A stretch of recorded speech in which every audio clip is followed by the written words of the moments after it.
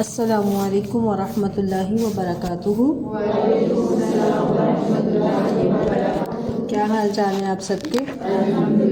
الحمدللہ۔ اعوذ باللہ من الشیطان الرجیم، بسم اللہ الرحمن الرحیم۔ یا بنی اسرائیل اذکروا نعمتی التی انعمت علیکم وانی فضلتکم علی العالمین واتقوا یوما لا تجزی نفس عن نفس شیئا ولا یقبل منها عدل ولا تنفعها شفاعت ولا هم ينصرون۔ وَإِذْ ابتلى ابراہیم ربہ بکلمات فأتمہن قال انی جاعلک للناس اماما قال ومن ذریتی قال لا ینال عہدی الظالمین۔ وَإِذْ جعلنا البیت مثابۃ للناس وامنا واتخذوا من مقام ابراہیم مصلی وعہدنا الی ابراہیم واسماعیل ان طہرا بیتی للطائفین والعاکفین والرکع السجود۔ یا بنی اسرائیل اذکروا نعمتی التی انعمت علیکم۔ اے بنی اسرائیل، میری نعمت یاد کرو جو میں نے تم پر کی، اور یہ کہ بلا شبہ میں نے تمہیں وَأَنِّي فَضَّلْتُكُمْ عَلَى الْعَالَمِينَ، اور یہ کہ بلا شبہ میں نے تمہیں جہانوں پر فضیلت بخشی۔ وَاتَّقُوا يَوْمًا لَا تَجْزِي نَفْسٌ عَن نَفْسٍ شَيْئًا، اور اس دن سے بچو جب نہ کوئی جان کسی جان کے کچھ کام آئے گی، وَلَا يُقْبَلُ مِنْهَا عَدْلٌ، اور نہ اس سے کوئی فدیہ قبول کیا جائے گا، وَلَا تَنْفَعُهَا شَفَاعَةٌ، اور نہ اسے کوئی سفارش نفع دے گی، وَلَا هُمْ يُنصَرُونَ، اور نہ ان کی مدد کی جائے گی۔ اب دیکھیں ان دونوں آیات کو آپ نے پیچھے بھی پڑھ لیا۔ تو بنی اسرائیل سے خطاب کی ابتدا اللہ تعالیٰ کی نعمتیں یاد دلانے اور قیامت اور اس کی ہولناکیوں سے ڈرانے سے ہوئی۔ مسلسل 84 یعنی 84 آیات میں ان پر اللہ کی نعمتوں کے ساتھ ساتھ ان کی نافرمانیوں کا ذکر بھی فرمایا۔ آخر میں دوبارہ انہیں اللہ کی نعمتیں یاد دلائی گئیں اور آخرت کے دن سے ڈرایا گیا اور متنبہ کیا گیا کہ اوپر بیان کی ہوئی بدکاریوں کی وجہ سے تم ظالم ٹھہرے، سو اب امامت و قیادت بنی اسرائیل سے بنی اسماعیل میں منتقل ہو رہی ہے، جن میں ایک پیغمبر مبعوث کرنے کی دعا ابراہیم علیہ السلام نے کعبہ کی بنیادیں اٹھاتے وقت کی تھی۔ ان آیات اور پچھلی تمام آیات کا مقصد کیا ہے؟ اہل کتاب کو رسول اللہ صلی اللہ علیہ وآلہ وسلم پر ایمان لانے اور آپ کی پیروی کرنے پر ابھارنا ہے۔ ٹھیک ہے، تو کیا مقصد ہے؟ رسول اللہ صلی اللہ علیہ وسلم پر ایمان لانا اور نبی صلی اللہ علیہ وسلم کی پیروی پر ابھارنا۔ پھر آگے اللہ تعالیٰ اب امامت چینج ہو رہی ہے نا، تو ابراہیم علیہ السلام کا دوبارہ تذکرہ کیا جا رہا ہے، کیونکہ جس ابراہیم علیہ السلام کے پیغمبر، جس ابراہیم کے آگے نسل تھی یعقوب علیہ السلام، انہی کی نسل میں سے تھے نا، تو وہی ابراہیم آگے انہی کی نسل میں سے اسماعیل تھے، انہی کی نسل میں سے نبوت کو اللہ تعالیٰ نے برقرار رکھا، ٹھیک ہے۔ تو اس وجہ سے اللہ تعالیٰ نے ابراہیم علیہ السلام کا تذکرہ کیا، کیونکہ ابراہیم علیہ السلام کو جو ہے نا وہ یہود بھی مانتے تھے، عیسائی بھی مانتے تھے، اور مسلمان تو مانتے ہی تھے، ٹھیک ہے، نبی صلی اللہ علیہ وسلم بھی۔ اور جو اہل مکہ وہاں کے جو مشرکین تھے وہ بھی کن کی نسل میں سے تھے؟ اسماعیل علیہ السلام کے نسل سے تھے نا، وہ بھی مانتے تھے، گو ان کے تعلیمات پر عمل نہیں کرتے تھے، شرک آ چکا تھا، ان کے عقیدے میں بگاڑ آ چکا تھا، لیکن مانتے تھے وہ ابراہیم علیہ السلام کو، اور وہ کیا کہتے تھے اپنے آپ کو کہ ہم زیادہ دین ابراہیم پر قائم ہیں۔ تو اسی لیے اللہ تعالیٰ نے ابراہیم علیہ السلام کا تذکرہ کیا، تاکہ تمام لوگ جو ابراہیم علیہ السلام کو جانتے ہیں تو وہ اچھے طریقے سے اس بات کو جان لیں کہ ابراہیم علیہ السلام نے جیسے قربانیاں دیں اور جو سنت چھوڑی، وہی سنت جو اپنائے گا وہی ابراہیم علیہ السلام کے پیروکار ہوگا، وہی اصل اگلی جو ہے نا نبوت کو سنبھالنے والا اور آگے قیامت تک ہونے والے انبیاء کا امام بنے گا۔ تمام آگے تو اب انبیاء کا سلسلہ تو ختم ہو گیا، امام الانبیاء کون ہے؟ نبی صلی اللہ علیہ وسلم۔ امامت کروائی تھی نا نبی صلی اللہ علیہ وسلم نے، ٹھیک ہے، سرکار دو عالم کہا جاتا ہے، دنیا میں بھی امامت ہے نبی صلی اللہ علیہ وسلم کی، اور آخرت میں بھی، قیامت کے دن بھی پیغمبر صلی اللہ علیہ وسلم ہی جو ہے وہ جنت کا دروازہ کھلوائیں گے۔ سب سے پہلے جو قبر شک ہوگی وہ نبی صلی اللہ علیہ وسلم کی ہی شک ہوگی، ٹھیک ہے۔ جنت کا دروازہ بھی کھلوانے والے کون ہوں گے؟ محمد صلی اللہ علیہ وسلم۔ پھر شفاعت کروانے والے، حوض کوثر پر پانی پلانے والے کون ہوں گے؟ نبی صلی اللہ علیہ وسلم۔ حدیث میں آتا ہے کہ قیامت کے دن سب نبی ایک جھنڈے تلے ہوں گے، اور اس جھنڈے کا نام ہوگا لواء الحمد، اور وہ جھنڈا کس کے پاس ہوگا؟ وہ بھی نبی صلی اللہ علیہ وآلہ وسلم کے پاس۔ اور اتنی ساری خوبیاں بیان کرنے کے بعد حدیث ہے جس میں 5 خصوصیات نبی صلی اللہ علیہ وسلم نے اپنی بیان کی، اور ان خصائص میں سے ایک خصوصیت یہ بیان کی کہ لواء الحمد اس دن میرے ہاتھ میں ہوگا، ساتھ ہی فرمایا ولا فخر، اس میں کوئی فخر نہیں، کہ میرے کوئی اس میں اختیار ہی نہیں ہے، اور مجھے فخر کی کوئی ضرورت بھی نہیں ہے، ٹھیک ہے، اس میں کوئی فخر نہیں۔ تو دیکھیں اسی لیے اللہ تعالیٰ نے ابراہیم علیہ السلام کا تذکرہ شروع کیا، وَإِذِ ابْتَلَىٰ إِبْرَاهِيمَ رَبُّهُ بِكَلِمَاتٍ فَأَتَمَّهُنَّ، اور جب ابراہیم علیہ السلام کو اس کے رب نے چند باتوں کے ساتھ آزمایا، فَأَتَمَّهُنَّ، تو انہوں نے اسے پورا کر دیا۔ کنہوں نے؟ ابراہیم علیہ السلام نے۔ اب یہ کلماتن کیا ہیں؟ بعض مفسرین نے ان باتوں سے مراد والد، قوم اور بادشاہ کو توحید کی دعوت، بت پرستی، ستارہ پرستی، شاہ پرستی کی تردید، آگ میں پھینکے جانے پر صبر، پھر ہجرت، مصر کے جبار بادشاہ کی دست درازی کے باوجود استقامت، بیوی بچے کا جو ہے ہجرت کرنا، وادی غیر ذی زرع میں چھوڑنا، اکلوتے بیٹے کو ذبح کرنے پر مکمل آمادگی کو لیا ہے۔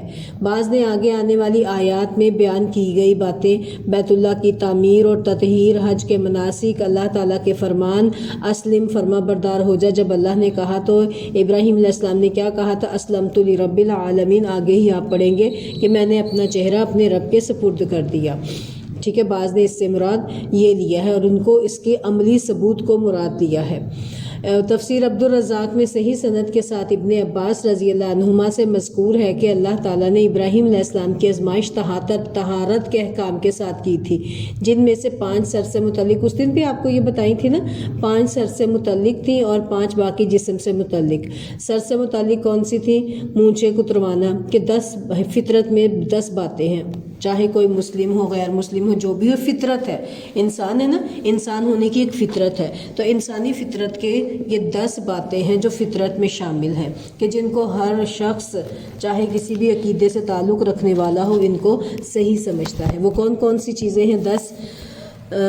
سر سے متعلق 5 کون سی ہیں؟ مونچھیں کترنا، یہ فطرت میں سے ہے، اور جو مونچھیں بڑھائیں کترے نہ، وہ فطرت کے خلاف کام ہے، ٹھیک ہے۔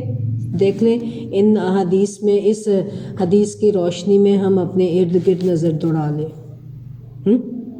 کہ ہمارے انڈو پاک میں، پنجاب ایریا میں مونچھوں کو تاؤ دے کے کہتے ہیں جی مرد ہونا اسی میں ہی ساری بہادری ہے، تو یہ سنت کے خلاف ہے۔ مونچھوں کو کیا کرنا چاہیے؟ کتروانا چاہیے، یہ فطرت کے کاموں میں سے ہے۔ پھر دوسرے نمبر پر کلی کرنا، ٹھیک ہے، فطرت کے کاموں میں سے ہے، جو بھی کھائیں پیئیں، یہ کس نے سکھانا ہے؟ یہ خود بخود فطرت میں شامل کر دی اللہ تعالیٰ نے۔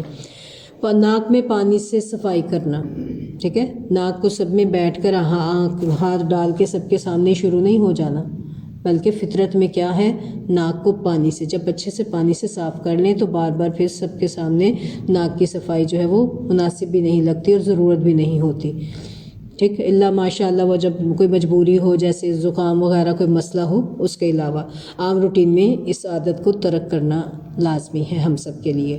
پھر دیکھیں مسواک کرنا، یہ فطرت میں ہے، دانتوں کی صفائی پڑھ لیا تھا نا مسواک کے فائدے سب نے۔ پھر سر کی مانگ نکالنا، ٹھیک ہے، یہود مانگ نہیں نکالتے تھے اور عیسائی الٹی نکالتے تھے، نبی صلی اللہ علیہ وسلم نے کہاں سے نکالی تھی؟ دائیں طرف سے، درمیان سے، سینٹر سے، ٹھیک ہے، آدھے بال ادھر ڈال دیے، آدھے اس طرف۔ اور پھر جسم سے متعلق 5 فطرت کی باتیں ہیں، ان پر بھی غور کریں، اپنے آس پاس دائیں بائیں سب دیکھیں، اپنے بچے بچیاں ان کو دیکھیں۔ پہلی بات کون سی ہے؟ ناخن کاٹنا۔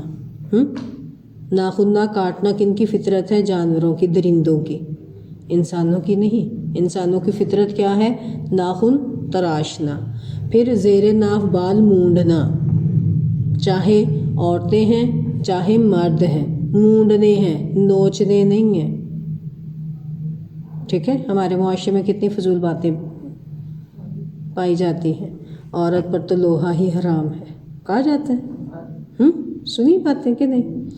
تو حدیث میں کیا ہے؟ زیر ناف کے بال مونڈنا، چاہے وہ عورت، یہ فطرت ہے، ٹھیک ہے، چاہے وہ عورت ہے اور چاہے وہ مرد ہے۔ پھر ختنہ کرنا، ٹھیک، ہمارے ہاں تو زیادہ تر مردوں کے ہوتے ہیں، عرب ایریا میں عورتوں کے بھی ختنے ہوتے ہیں۔ ختنے میں کیا ہوتا ہے کہ جسم میں جو شرمگاہ جو ہے نا، اس میں کوئی زائد ایک حصہ ہوتا ہے، وہ جو گوشت کا لوٹ تھڑا، اس کو کاٹ دیا جاتا ہے، یہ سنت ہے، ٹھیک۔ پھر بغلوں کے بال اکھیڑنا، چاہے کوئی مرد ہے تو چاہے کوئی عورت ہے، ٹھیک ہے، بغلوں کے لیے اکھیڑنے کا حکم ہے، زیر ناف کے لیے مونڈنے کا حکم ہے، ٹھیک، جو اپنی مرضی سے جو مرضی جہاں کہیں جو مرضی یوز کر لے، یہ کوئی قدغن نہیں ہے کہ یہی لازمی کیا جائے، لیکن فطرت ہے اکھیڑنا بغلوں کے بال۔ پھر پیشاب اور پخانے کے نشان کو پانی سے دھونا، یہ بھی فطرت میں سے ہے، ٹھیک ہے، صحیح بخاری مسلم کی حدیث ہے، ابو داؤد کی بھی حدیث ہے، اور رسول اللہ صلی اللہ علیہ وسلم نے ان امور کو فطرت میں سے شمار فرمایا ہے۔ اور حقیقت یہ ہے کہ ابراہیم علیہ السلام کی آزمائش میں یہ سب چیزیں شامل ہیں، ان میں اللہ تعالیٰ نے انہیں جو بھی حکم دیا انہوں نے وہ پورا کر دکھایا۔ بڑھاپے میں بیٹے کو ذبح کرنے کا حکم ہوا تو پورا کر دیا، 80 سال کی عمر میں اپنا ختنہ کرنے کا حکم ہوا تو وہ بھی کر دیا، ٹھیک ہے، یہ بھی بخاری کی حدیث سے ہے۔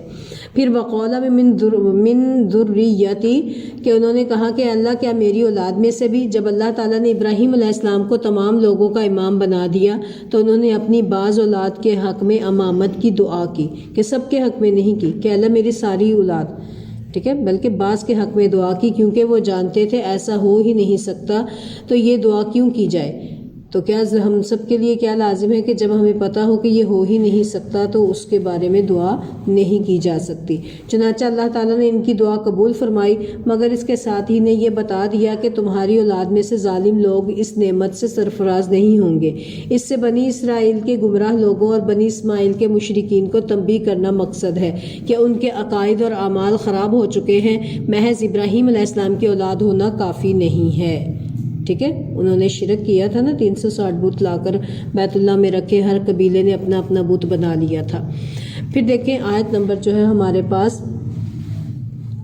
125، وَإِذْ جَعَلْنَا الْبَيْتَ مَثَابَةً لِلنَّاسِ وَأَمْنًا، اور وہ وقت بھی یاد کرو کہ جب ہم نے اس گھر کو لوگوں کے لیے لوٹ کر آنے کی جگہ بنا دیا، وَاتَّخِذُوا مِن مَّقَامِ إِبْرَاهِيمَ مُصَلًّى، اور تم ابراہیم کے جائے قیام کو نماز کی جگہ بناؤ، وَعَهِدْنَا إِلَىٰ إِبْرَاهِيمَ وَإِسْمَاعِيلَ أَن طَهِّرَا بَيْتِيَ لِلطَّائِفِينَ وَالْعَاكِفِينَ وَالرُّكَّعِ السُّجُودِ، اور ہم نے ابراہیم اور اسماعیل کو تاکیدی حکم دیا کہ تم دونوں میرے گھر کے طواف کو، میرے گھر کو طواف کرنے والوں اور اعتکاف کرنے والوں اور رکوع کرنے والوں اور سجدہ کرنے والوں کے لیے پاک صاف رکھو۔ اب یہاں پر دیکھیں اللہ تعالیٰ نے کیا کیا ہے، بیت اللہ کو مثابہ بنا دیا ہے۔ اب یہاں پر بیت اللہ کی 2 خصوصیات بیان ہو رہی ہیں۔ ٹھیک ہے، بیت اللہ کی اللہ تعالیٰ نے 2 خصوصیات بیان فرمائی ہیں۔ نمبر 1 کون سی خصوصیت ہے کہ مثابۃ للناس، لوگوں کے لیے ثواب کی جگہ بنا دیا۔ ٹھیک ہے، وہاں جاتے ہیں نا، ایک نماز کی کتنی نمازیں بنتی ہیں؟ 1 لاکھ۔ ایک نماز کوئی ادا کرے تو وہاں پر 1 لاکھ نمازوں کا ثواب ملتا ہے۔ اور دوسرا معنی ہے بار بار لوٹ کر آنے کی جگہ، کہ جو ایک بار بیت اللہ کی زیارت کر لیتا ہے وہ بار بار آنے کے لیے بے قرار رہتا ہے۔ یہ ایسا شوق ہے جس کی کبھی بھی تسکین نہیں ہوتی، بلکہ یہ شوق جو ہے روز جو ہے نا اس کے اندر مزید اضافہ ہوتا چلا جاتا ہے۔ اور دوسری خصوصیت ایک امن کی جگہ اللہ نے اس کو بنا دیا ہے، یعنی یہاں کسی دشمن کا بھی خوف نہیں رہتا۔ چنانچہ زمانہ جاہلیت میں بھی لوگ حدود حرم میں کسی دشمن جان سے بدلہ نہیں لیتے تھے۔ اسلام نے اس احترام کو باقی رکھا، بلکہ اس کی مزید تاکید اور توسیع فرما دی۔ ٹھیک ہے، پھر یہاں پر دیکھیں وَاتَّخِذُوا مِن مَقَامِ إِبْرَاهِيمَ مُصَلًّى، مقام ابراہیم کو مصلی بنانے کے لیے حکم دیا ہے اللہ تعالیٰ نے۔ مقام ابراہیم کی کے بارے میں تفسیر میں 2 قول ہیں۔ ایک وہ پتھر جس پر کھڑے ہو کر ابراہیم علیہ السلام نے کعبہ تعمیر کیا تھا۔ ٹھیک ہے، کیا تفسیر ہے کہ جس پر کھڑے ہو کر ابراہیم علیہ السلام نے کعبہ تعمیر کیا۔ صحیح مسلم میں حجۃ الوداع کے واقعے میں جابر رضی اللہ عنہ سے مذکور ہے، نبی صلی اللہ علیہ وسلم طواف سے فارغ ہوئے تو مقام ابراہیم کی طرف آئے اور یہ آیت پڑھی وَاتَّخِذُوا مِن مَقَامِ إِبْرَاهِيمَ مُصَلًّى، پھر مقام ابراہیم کو اپنے اور بیت اللہ کے درمیان کر کے 2 رکعتیں پڑھیں جیسا کہ حاجی لوگ پڑھتے ہیں۔ صحیح بخاری میں ہے کہ مقام ابراہیم کے پاس نماز پڑھنے کا مشورہ عمر رضی اللہ عنہ نے دیا تھا، جس کی موافقت اللہ تعالیٰ نے فرمائی تھی۔ اور دیکھیں مقام ابراہیم جو ہے نا پہلے بیت اللہ کے پاس ہی تھا، اس میں ہی تھا۔ جب اس کی دوبارہ سر نو تعمیر ہوئی تو پھر اس کو وہاں سے دور ہٹا دیا گیا، تھوڑا سا پرے کر کے باہر پیچھے کی طرف کر کے ان کو لگا دیا گیا تھا۔ مقام ابراہیم وہ پتھر ہے جس پر کھڑے ہو کر ابراہیم علیہ السلام کعبہ تعمیر کرتے رہے، پھر اس پتھر پر ابراہیم علیہ السلام کے قدم کے نشانات ہیں۔ اب اس پتھر کو ایک شیشے میں محفوظ کر دیا گیا ہے جسے ہر حاجی اور عمرہ کرنے والا شخص جو ہے طواف کے دوران آسانی سے دیکھتا ہے۔ اس مقام پر طواف مکمل کرنے کے بعد 2 رکعت پڑھنا سنت ہے۔ ٹھیک ہے، کہیں بھی پڑھ لی جائے۔ اور دوسرا قول کیا ہے کہ مقام ابراہیم سے مراد کیا ہے؟ جہاں جہاں بھی ابراہیم علیہ السلام نے قیام کیا تھا۔ وہ کون سے ہیں مقام حج، یعنی حرم، عرفات، ابراہیم علیہ السلام نے جن میں حج میں قیام کیا تھا جہاں جہاں۔ اہل علم فرماتے ہیں طواف کی 2 رکعتیں حرم میں جہاں بھی پڑھ لیں درست ہے۔ صرف اسی وہ پاؤں کی جگہ پر ہی پڑھنا درست نہیں ہے کہ صرف میں نے یہی پڑھنا ہے، وہ سارے مقام ابراہیم ہیں جہاں جہاں بھی ابراہیم علیہ السلام نے قیام کیا تھا۔ ٹھیک ہے، یہ 2 تفسیریں تھیں۔ اور اللہ نے حکم کیا دیا تھا؟ طاہرا، کہ طہارت کرو، پاک صاف کرو میرے گھر کو۔ طہارت سے مراد کوڑا کرکٹ سے صفائی ہی نہیں بلکہ بت پرستی اور شرک کی تمام نجاستوں سے بھی صفائی ہے، کیونکہ طواف، اعتکاف، رکوع اور سجدہ اللہ کے سوا کسی کا حق نہیں۔ مشرکین مکہ کو توجہ دلائی جا رہی ہے کہ تمہارے باپ کو کیا حکم دیا گیا تھا اور تم نے عین کعبہ میں بت لا کر کیسی نافرمانی کر دی ہے اللہ تعالیٰ کی، تو یہ کوئی فرما برداری نہیں۔ اس لیے اللہ نے حکم دیا ہے کہ میرے گھر کو بتوں سے بھی پاک صاف رکھا جائے۔ اور یہ نبی صلی اللہ علیہ وسلم نے کیا تھا نا، نبی صلی اللہ علیہ وسلم نے اپنے باپ ابراہیم علیہ السلام کی سنت کو اپنایا تھا، اور پھر جب مکہ کو فتح کیا تو پیغمبر صلی اللہ علیہ وآلہ وسلم نے تمام بتوں کو توڑ دیا، اور کیا کہتے جا رہے تھے کہ جاء الحق وزهق الباطل ان الباطل کان زہوقا، حق آ گیا، باطل مٹ گیا، باطل مٹنے والا ہی ہے۔ ٹھیک ہے، چلیں کافی ہے آج کے لیے۔ اور ہم سب کے لیے سبق میں سے کیا سبق ملتا ہے آج کے لیسن میں سے؟ کہ ہم نے کیا کرنا ہے؟ ابراہیم علیہ السلام کی سنت کو اپنانا ہے۔ اور ابراہیم علیہ السلام کی سنت کیا ہے؟ جب حکم ہوا فوراً اطاعت اور فرما برداری کی۔ ٹھیک ہے، یہی ہے زندگی کا جو ہمارا مقصد ہے کہ اس کو اپنانا ہے انشاءاللہ۔ سبحانک اللہم و بحمدک اشہد ان لا الہ الا انت استغفرک و اتوب الیک۔ السلام علیکم ورحمۃ اللہ وبرکاتہ۔